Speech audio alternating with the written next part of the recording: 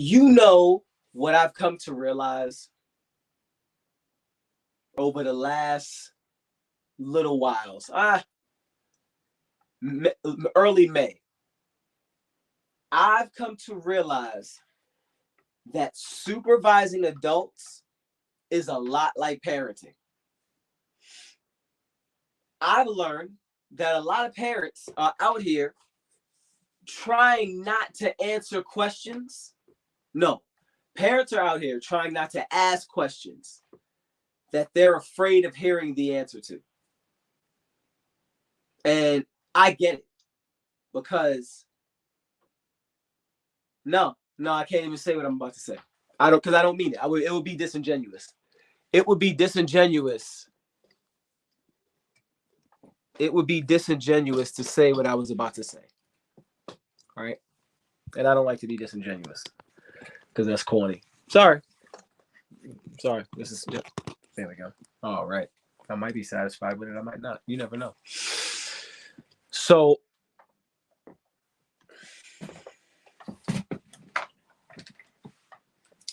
and that. I accept that. I did all this live. I don't care. So, I realized that supervising adults is a lot like raising children and guiding children. Not raising, guiding children.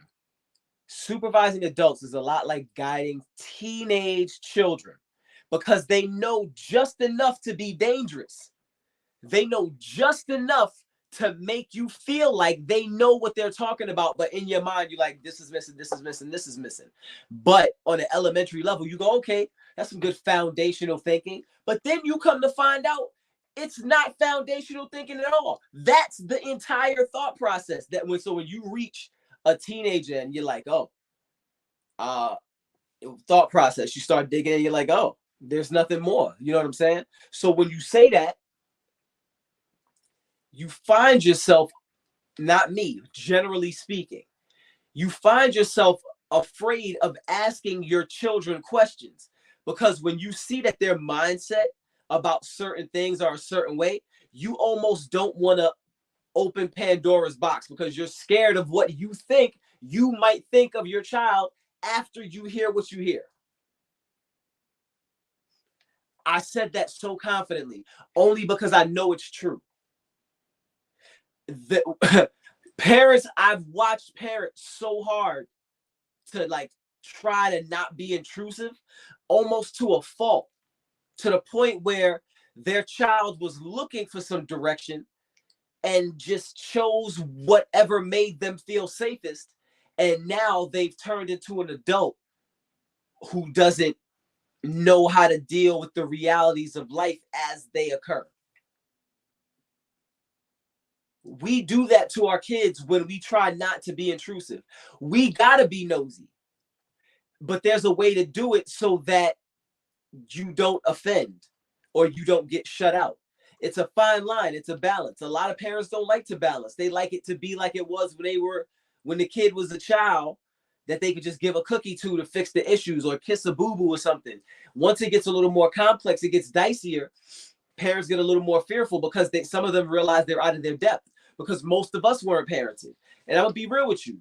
If not for the fact that I worked with teenagers since I was a late teenager, I wouldn't know half the things I know because as I was developing adolescence, I was a teenager. So I'm watching things and I'm knowing things. As I became an adult and I started mentoring teenagers, I'm watching them grow and I'm like, ooh, I remember that stage. I remember what that looks like. Okay, this needs that needs this, right?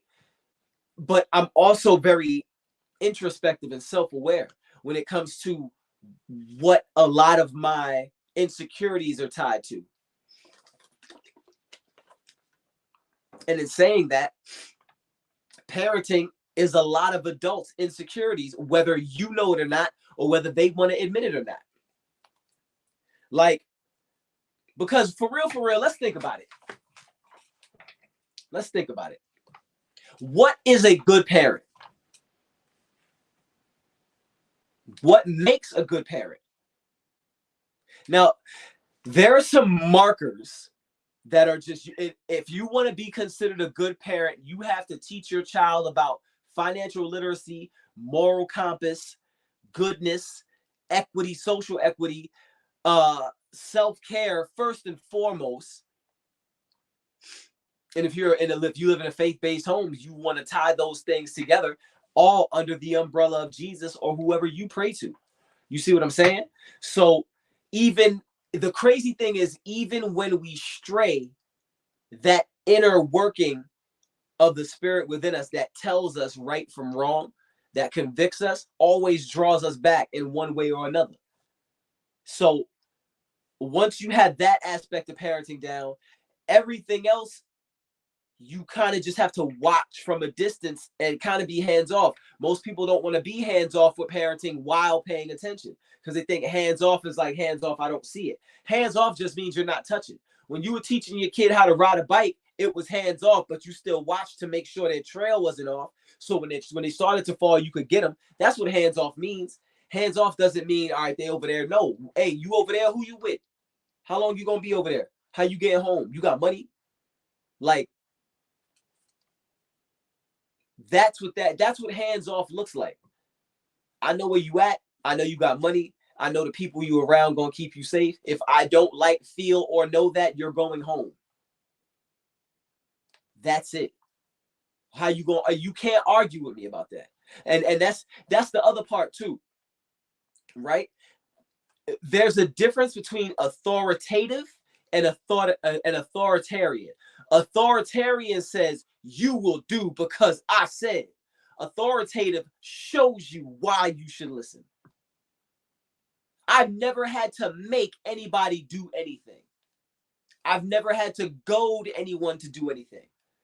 Even if I was working with teens, I role modeled so much and didn't give mouth service, pause, so much that kids are just like, man, we might look, man, he doing it still. Come on, we might as well. I led by example so much that people around me couldn't help themselves because that's how I learned. There are things that I do to this day that I find myself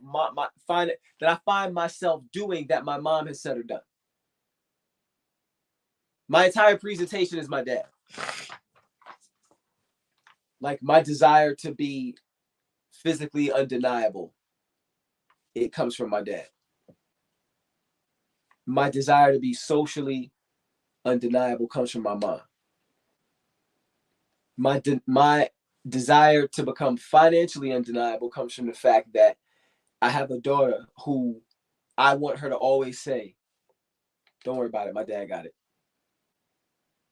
I wake up every day to protect what I earn so that my daughter can always say, I ain't worried about it, my dad got it. That's why all of us do it. Ask a good dad why he does it. All y'all ain't good dads, bro. And some of y'all be making us look horrible.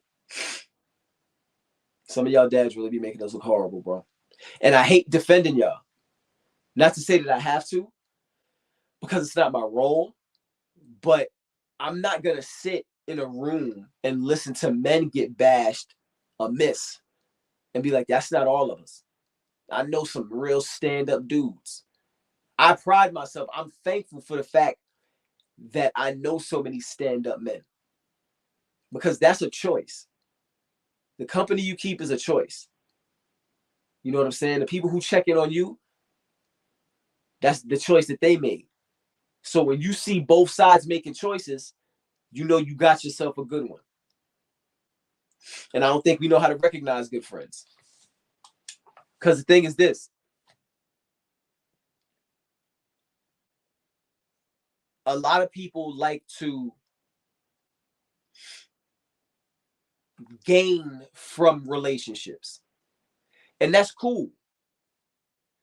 My cousin Billy, who has always been like the OG in the family, because he succeeded the most and kind of like laid a path of letting us know, like, yo, when you decide to make it out, you can, and it can look like this. And so he set that path before us. So we always knew that that's what we wanted. In saying that, you can't Everybody can't go. You got to become really, really selective who gets to get your time, who gets to share your space. You get to decide that. And I don't think we get to decide that. We just, because we let people in out of obligation, right? And we shouldn't. I remember one day I was on the phone with somebody and I realized I didn't want to be on the phone with them. I was like, yeah, let me call you back. I said it just like that. Yeah, let me call you back. And I just hung up. And I spent the next 30 minutes just sitting there kind of like cleansing my thoughts of the fact that I almost allowed this person's burdens to become mine. And that's not the space that I was in. Like, I realize right now, because on any given day, I can talk to up to 5 house managers, 2 coordinators of operations, at least 2 nurses,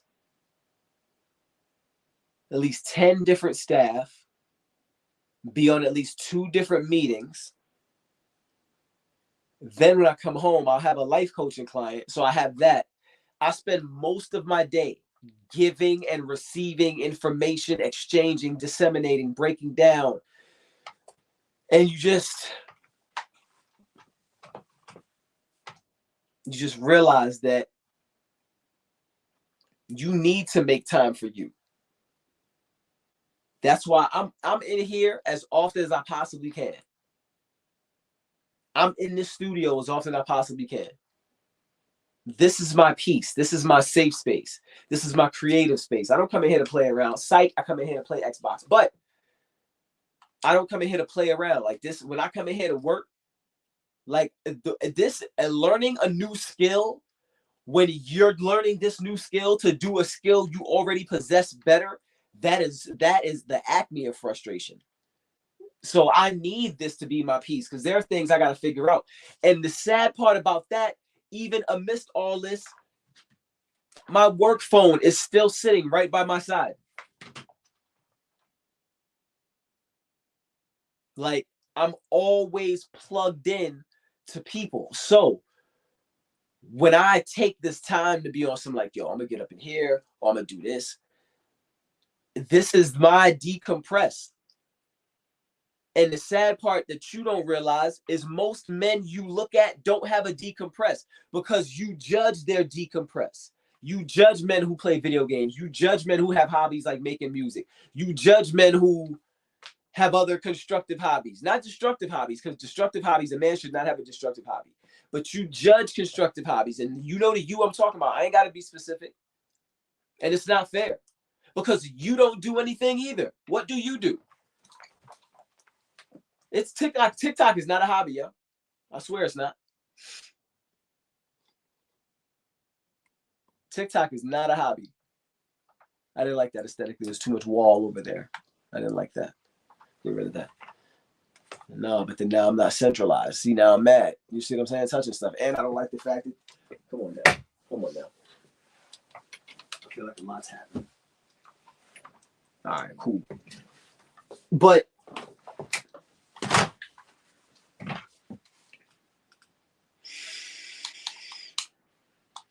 you know, like it's not fair of you to judge a hobby that you don't have one. Like men, let me tell you something. A man with a hobby is a man that doesn't drink himself into sleep, is a man that doesn't find himself trying to dull the pain of life with opioids. A man with a hobby is a man at peace, or trying to find peace. Shout out to Mark Kephart. Shout out. Let me get some water. How about that? Water's a hobby.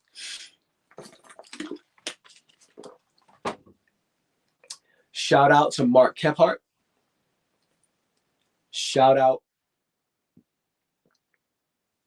to New Jerusalem. Shout out to MJ Jackson. Shout out to every other one of my homies who do stuff like this for themselves. Shout out to Miles Hamilton. Shout out to all the guys who do stuff like this for themselves. You know what I'm saying? Because there's not a lot of safe spaces for men where we're believed to be in need of peace. Nobody ever believes us. They think we're trying to shirk responsibilities when we say we need time to breathe. I mean, whatever, man. I'm not gonna keep doing that. Yeah, y'all already know what it is. It's not a secret to anyone at all. We just pretend that it's a secret so we can make jokes out of it. And Father's Day, whatever that. Oh no. I ain't right. I'll tell you what. Being the father of a teenage girl, you really have to be prepared to hear everything. Because let me tell you what.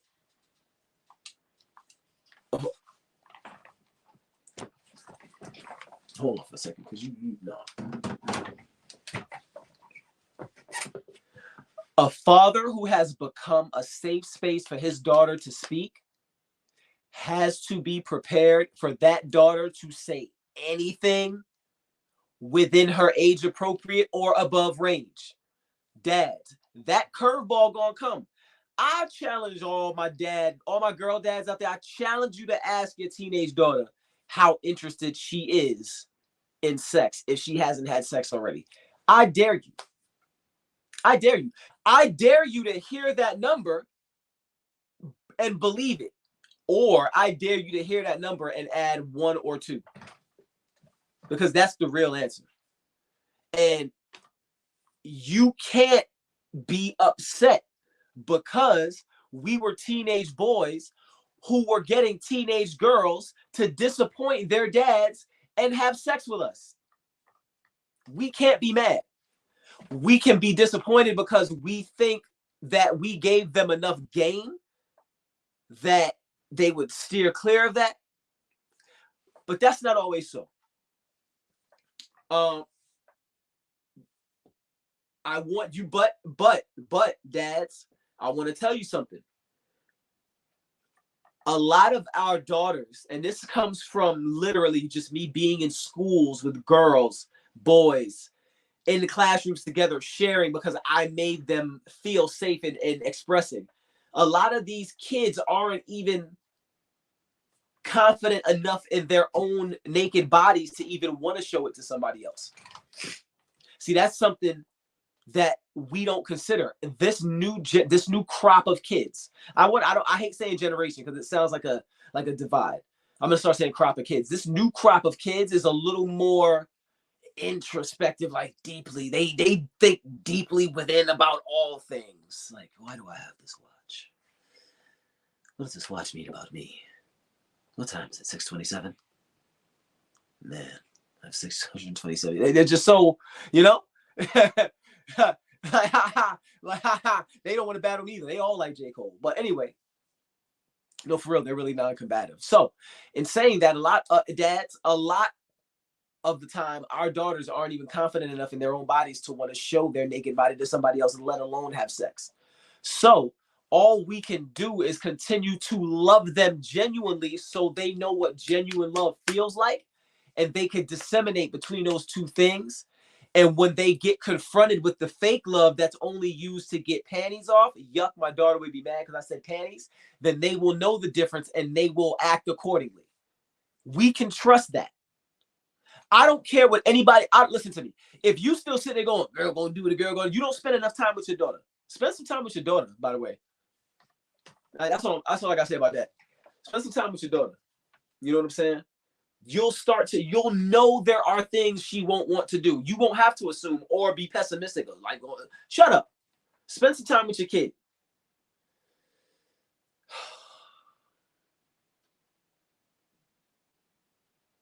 So many absentee dudes, bro. And then, yo, let me find. That's the other thing too. Some of these dudes don't have no boundaries, fam.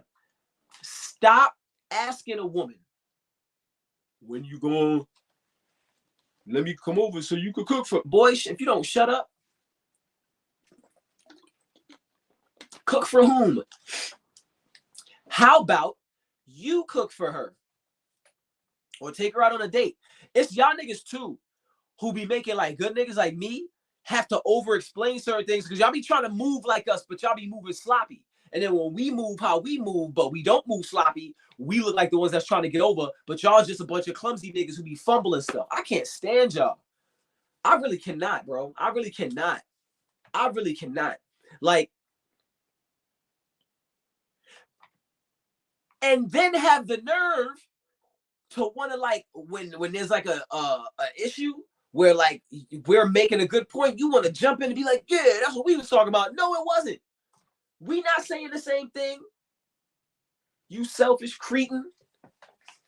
Can't stand these like antiquated thinking Neanderthal Negroes, bro. Stop jumping in the picture with us. We not taking pictures with y'all.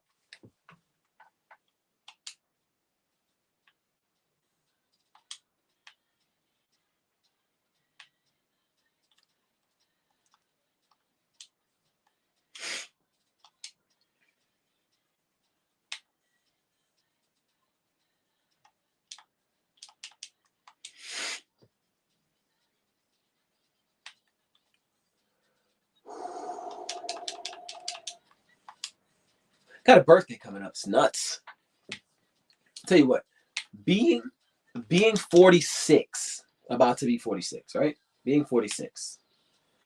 If you don't learn that there are just things that are going to be different, you're going to, oh, that was nice. That was nice. You're going to be a sorely displeased older male because you're not going to understand the lay of the land, right? Listen to me. Listen to me right now. Unless you really have the chops, do not go into that gym trying to compete with these young dudes. Stay in your lane. Like, a younger dude could look at me and I don't have to be super duper buff, but they could look at my face, my knuckles, and how my shoulders are put together to know that it's not what it looked like. Only stupid people look at somebody and go, size means you could. No, it don't. My brother will beat you near unconsciousness with his bare hands if you make him upset enough. He do not like y'all. Love that dude. He'll get, and you know what's weird about him? He'll give you the shirt off his back. But if you try to play with him, he'll also strangle you with it. Like, but that's a lot of us though. We just don't want to be played with. Like, don't take our kindness for weakness. You know what I'm saying? Oh, what? No, definitely not. I'm quitting. And yeah, no, because you just try to hose me. Simulation. I don't need the points that bad. What I got? That's it. I think I'm done.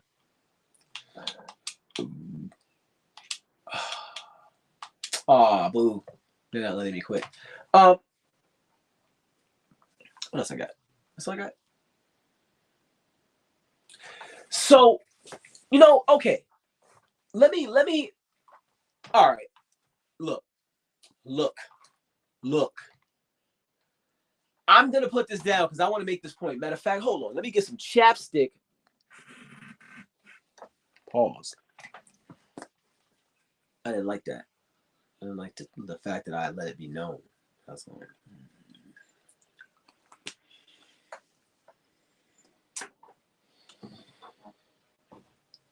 Look.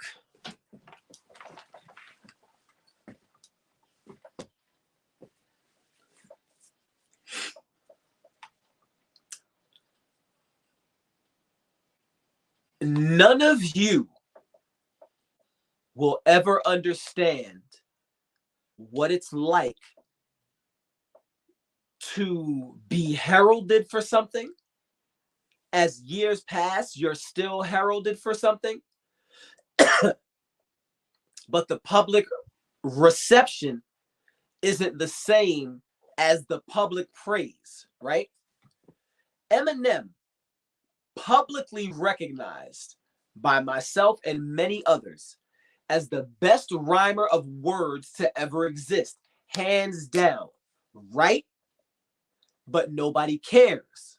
Do you know why? Because he does not have a relatable skill set. Now, I want to take that point and lay it up against how Eminem got popular to the masses. It was not his rhyme skills that made him widely popular. It was his antics. So, because he became known for the antics, he kept doing the antics. But you know what happened? Y'all got tired of the antics. Because it's like, man, you still doing the antics? So now he gotta prove now that he can really rap. So now he gets into that rap god mode. You remember that song?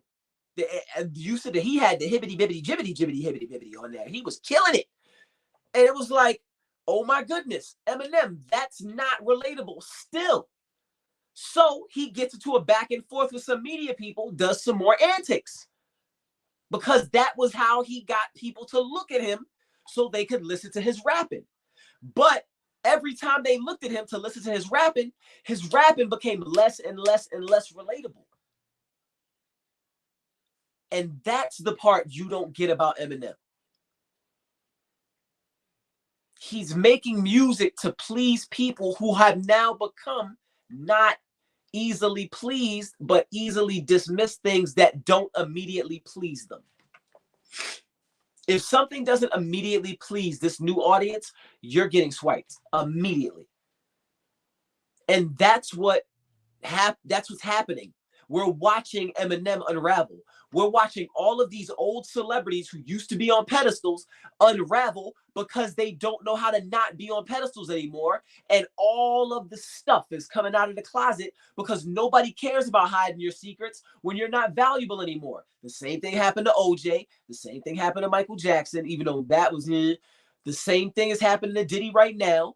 Eminem is mad, maligned, but behind the scenes, because publicly his whiteness protects him from being really publicly maligned. Plus, his life is kind of a secret. We all know all the things about Eminem. But in a musical space, we're watching him not be able to shift. He wants to, in his pursuit to cement his name, he's making cracks in his foundation. And we're looking at him crazy. He keeps putting on that Wizards jersey. Hove been knew to hang it up. Hove is smart. Hove is like, let me pop out. Let me do a God did. Let me drop 64 bars because I was scared that Wayne was choking me out on this track. Wayne was stepping on Hove on that song. Wayne was stepping on Hove on God did. I'm just gonna let you know. All right. Yeah. I'd say that's it, right? Yeah.